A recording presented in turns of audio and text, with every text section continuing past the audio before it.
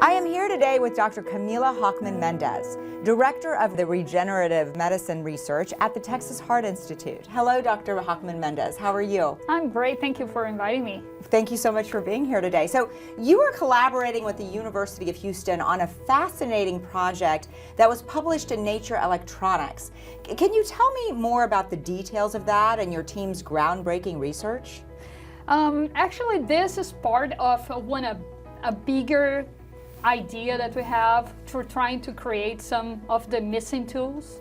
So the regenerative medicine field, and I would say more specifically tissue engineer field, it really lacks some of the tools that are needed for not only the liver cells, but as well as understanding and quantifying and evaluating the quality of the tissues that are being generated. And for doing that, we really need to get good tools for doing and understanding how we are evaluating, collecting data in long term, and those kind of tools there do not exist. That's what I was saying, they don't exist, so that's your role, is to create something that really from scratch. It's a fascinating innovation. Yeah, and this is why actually we discussed with these collaborators we have at UH, and what we're trying to do is trying to use some of the abilities, developing some flexible materials, but conductive as well. So then we can put in surfaces, in several different surfaces with different shapes, in our case, in our recellularized hearts, and they can attach and they move together and they are compliant. So they change their shape together with the system, and in our case, our ReCell hearts, and they keep capturing data and recording data without lack of moment of these electrical signals. So how long have you been working on this to make something like that really hasn't existed before? So this collaboration, it's been running for about 3 years. So, and culminate with this, one of these publications, with these publications, one of the other ones that are coming also, that all of them are willing to generate something that can not only attach to the surface so we can get rid of stitches, as well as being flexible, and we can manipulate that and really get specific data out of that. So we can use that for tissue engineer, but we can use the same material for any other system. Multi-purpose. Yes, exactly. And this is what it's very excited about this material. Yeah. It's a semiconductive one, so we can use in the ReCell, and we can do the recellularization strategies and the recording that we need, but we can also use broadly for many other purposes. So how did you come up with the idea? Actually, with everything that happens in our field, it comes from a lot of failures. So one of the biggest problems we had is how to deliver cells. When we deliver cells, what kind of scaffolds we need to use. And when we decide what scaffolds we are planning to use, you need to understand that the cells are not mature. So, and when the cells are not mature, you need to understand how you need to stimulate the cells. And when you stimulate them, you need to record them. So it's actually the ideas come from frustrations, I would say. Those good frustrations. Yes. Like, you know, if I had a flexible material that could record and wouldn't damage my scaffold, would be perfect. And then we start discussing possibilities, and flexible material, like conductive materials, are way to go. So this is why we started this collaboration with our friends, and then we came up with some of this flexible electrical materials that being implemented on our case for this, but can be also applied for other things. But together with this, so we have this specific material that we're talking about how to record, but RMR, it's also working in many other, to tackle many other problems that we have in the field. It's like how we stimulate cells. Then we are creating some bioreactors that can provide electrical and mechanical stimulation. So when you're thinking about, oh, how we can get cells more mature, so then we say, okay, and if you use some of the native cues for doing that, and then we can give a step forward in this. So this is what we're trying to do now. It's like looking where we found the issues, and we are trying to overcome the hurdles with the tools that we're developing in the lab or with collaborators to really understand that and overcome the problems and really try to deliver the field and the patients more meaningful materials that can really do the job, but not only providing the functional that is needed, but also be incorporated with human cells. That is one of the main points of what we're doing.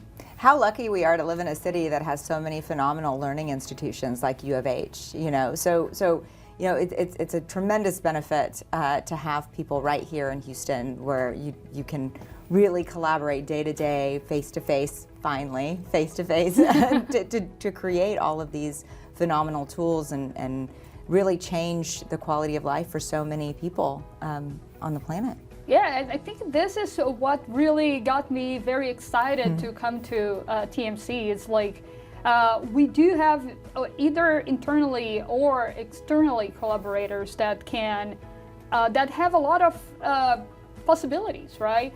Sometimes we have a problem that someone can tackle even better than us. So I know what I need. Someone might be able to help me with providing the tools that are missing. You find the puzzle pieces that you need. Exactly, and then we combine all of them and we work together and we try to create better materials, better devices, better stimulators, things that does not exist. Yeah. So I want to move to and ask you another question. You've always been very dedicated to STEM and attracting women into the field. So tell me about your team. Yeah, so my team is formed majority from women, so we are 90% of the team.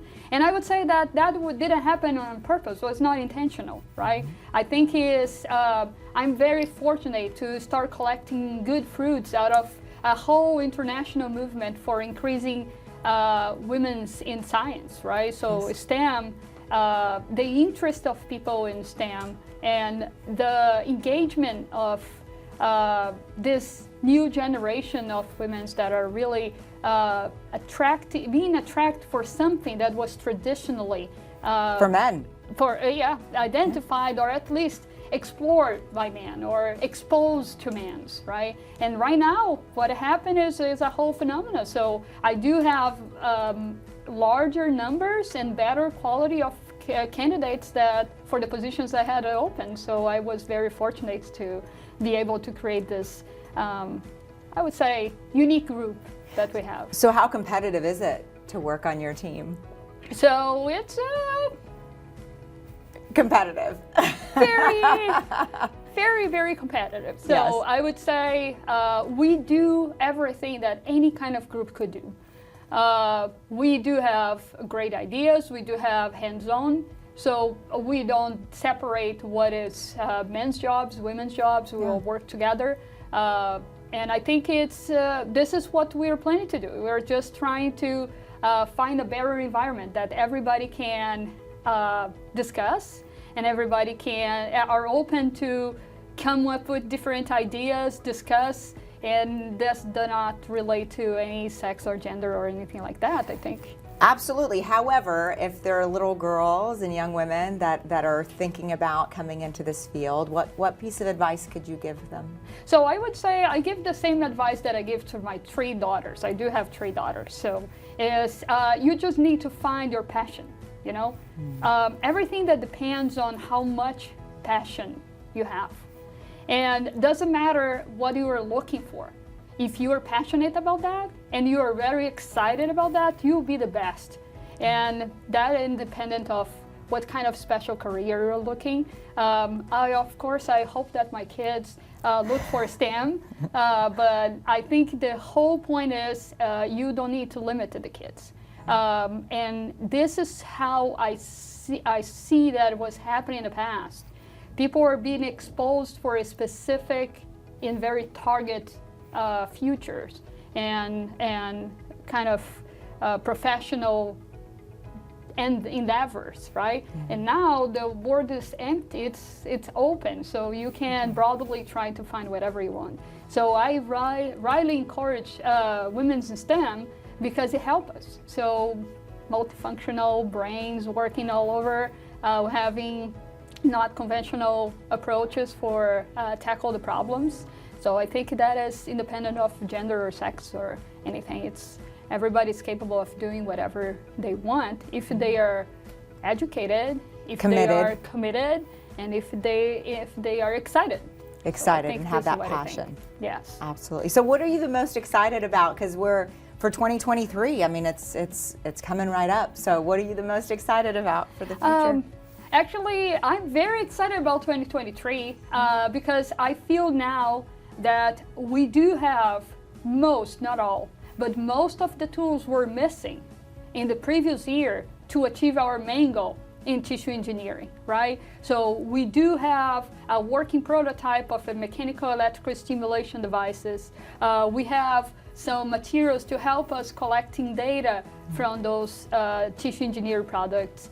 We are working in a system for automating cell injection, so we have a more automated and autonomous way to do it. So we just designed a new catheter that can use artificial intelligence to understand the heart, the scaffold we have, and kind of control a robotic arm for injecting cells. So we are very excited that 2023 will combine with all this, how would say, picturing things that we're doing to try to put them together and really creating the material that we are expecting that is our functional recellularized hearts. So 2022 is the preparation and 2023 is the launch. That is actually what I'm excited about. So at least it's the first step of the launch, right? So I think we had a lot of difficulties in the past. We identified the risks, we identified the mistakes, we identified the lackings,